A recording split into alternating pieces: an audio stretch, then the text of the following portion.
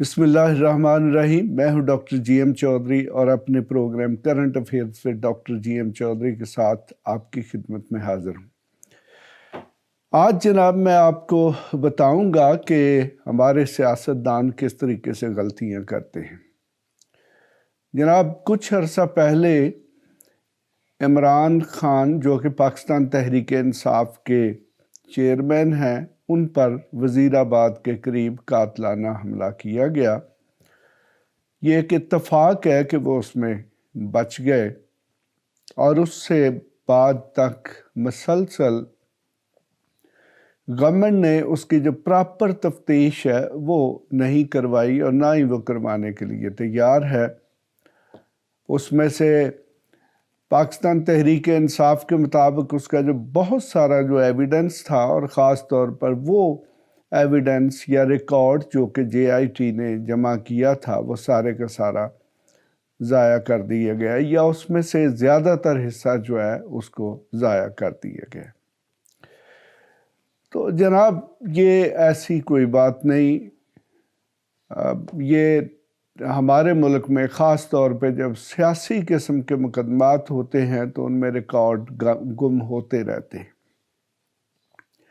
Police والے تو دیکھیں، یہ تو انسٹرومنٹس ہیں، اور یہ ہمارے ملک کی بدقسمتی ہے کہ اگرچہ ایک پولیس ایکٹ موجود ہے، پھر پولیس آرڈر بھی ہے جس کے تحت یہ جو پولیس ہے اس کی جو ساری کی ساری ورکنگ ہے اس کو ریگولیٹ کیا جاتا ہے، لیکن چونکہ آپ کو پتہ ہے کہ پاکستان کی پولیس جو ہے اس میں شدید قسم کی کرپشن پائی جاتی ہے، اور اس کرپشن کی وجہ سے ہر وہ افسر جو بھی پولیس میں ہوتا ہے اس کی کوشش ہوتی ہے کہ وہ تیزی سے بڑے عہدے پر پہنچ سکے، تاکہ وہ اپنے عہدے سے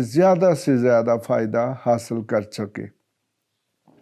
اور یقیناً تیزی سے یہ جو ترقی کی منازل ہیں ان کو طے کرنے کے لیے جو حکومت ہے اس کو خوش تو کرنا پڑتا ہے، تو پھر اس کو خوش کرنے کے لیے اکثر اوقات بہت بڑے کام بھی کرنے پڑتے ہیں، ناممکن کام بھی کرنے پڑتے ہیں، اور وہ کام بھی کرنے پڑتے ہیں جو سراسر غیر قانونی ہوتے ہیں۔ اکثر چونکہ یہ پولیس والے سارے آپس میں پیٹی بائی ہوتے ہیں، تو جب کبھی یہ کسی چکر میں پھنس جاتے ہیں تو پھر ایک دوسرے کو بچا بھی لیتے ہیں، لیکن بعض اوقات ایسا نہیں بھی ہو پاتا، تو پھر ان کے وہ جو ترقی کے خواب، لوٹ مار کے خواب، کرپشن کے خواب، ان کی زندگی تک آپ پہنچتے ہیں، ان کی نوکریاں بھی چلی جاتی ہیں، اور بھی ان کو بہت سارے مسائل کا سامنا کرنا پڑتا ہے۔ ایسے ہی کیسوں میں یہ عمران خان کا قاتلانہ حملہ والا کیس ہے۔ یقیناً اس وقت جو پی ڈی ایم کی حکومت ہے اور پنجاب میں جو کیئر ٹیکر گورنمنٹ ہے، وہ اس معاملے کو آگے نہیں لے کر چلنا چاہتی۔ بہرحال یہ ایسے ہی ہوتا ہے۔ اس معاملے کی جو صحیح تفتیش ہے، یا جیسی بھی تفتیش ہے، اس وقت آج کی گورنمنٹ، چونکہ عمران خان کا یہ الزام ہے کہ وہ اس میں ملوث ہے، تو وہ تو اسی قسم کی تفتیش کرائے گی کہ جس سے وہ اس سے بری ذمہ ہو سکے۔ جبکہ اس کے برعکس جب کبھی عمران خان کی گورنمنٹ آئی، یا کوئی ایسی گورنمنٹ آ گئی جو کہ anti P D M parties ہوئی، تو پھر وہ اپنے نقطہ نظر سے اس معاملے کی تفتیش کرائے گی، اور پھر وہ پولیس افسر جو آج جن پر یہ الزام ہے کہ انہوں نے ایویڈنس کو ضائع کیا ہے، انہوں نے شہادتوں کو ضائع کیا ہے، اور وہ اچھی تفتیش نہیں کر رہے، تو پھر وہ اسی قانون کی زد میں آئیں گے۔ تو اس سلسلے میں سیاستدان خود بھی بڑی حماقتیں کرتے ہیں۔ اس قسم کی ایک حماقت جو ہے ہمارے سابقہ وزیر اعظم ذوالفقار علی بھٹو صاحب سے بھی ہوئی، جب انہوں نے نواب محمد احمد خان قتل کیس کی ایف آئی آر درج ہونے دی، تو پھر الٹیمیٹلی جب ان کی حکومت گئی تو اسی ایف آئی آر کے نتیجے میں ان کو پھانسی کی سزا ہوئی۔ آج جو لوگ کہتے ہیں ذوالفقار علی بھٹو شہید تھا, اس نے جمہوریت کے لیے یہ خدمت کی. تو جناب وہ قطعی طور پہ کوئی شہید نہیں تھا اور نہ ہی وہ عدالتی مرڈر تھا. یقیناً وہ ایک عام مرڈر تھا جس کی FIR درج ہوئی, جس میں تفتیش ہوئی, اور بعد میں انہوں نے چونکہ اپنا جو ٹرائل ہے یا پھر جو اپیلیں ہیں ان کو سیاسی رنگ دینے کی کوشش کی, جو کہ اس میں ناکام ہوئے اور نتیجتاً ان کو پھانسی کی سزا ہوئی. تو جناب اسی حوالے سے یہ ابھی چند دن پہلے جو ہے رانا ثناءاللہ صاحب نے ایک بیان دیا, جس میں انہوں نے بعد میں یہ بھی توضیح کرنے کی کوشش کی تھی کہ یہ اس میں میری جو مراد ہے وہ یہ تھی کہ سیاسی طور پہ یا ہم رہیں گے یا عمران رہے گا. لیکن اگر آپ اس بیان کو غور سے سنیں تو اس بیان کا مطلب شاید ایسا نہیں نکلتا. ملک کو, اس ملک کی سیاست کو وہاں پہ لا کے کھڑا کر دیا ہے کہ اب دونوں میں سے ایک کا وجود ہی باقی رہنا ہے. تو کیا یہ تو اس لیے اب پھر جب ہم سمجھیں گے کہ ہمارا وجود جو ہے وہ اس کی نفی ہو رہی ہے تو ہم تو ہر اس حد تک جائیں گے جس حد میں پھر یہ چیزوں کی تو نہیں سوچا جاتا کہ جی فلاں چیز کر دیں فلاں چیز نہ کریں, یہ جمہوری ہے, یہ غیر جمہوری ہے, یہ اصولی ہے, یہ بے اصولی ہے. یہ تو پھر چیزیں جو ہیں وہ ختم ہو جاتی ہیں. بہرحال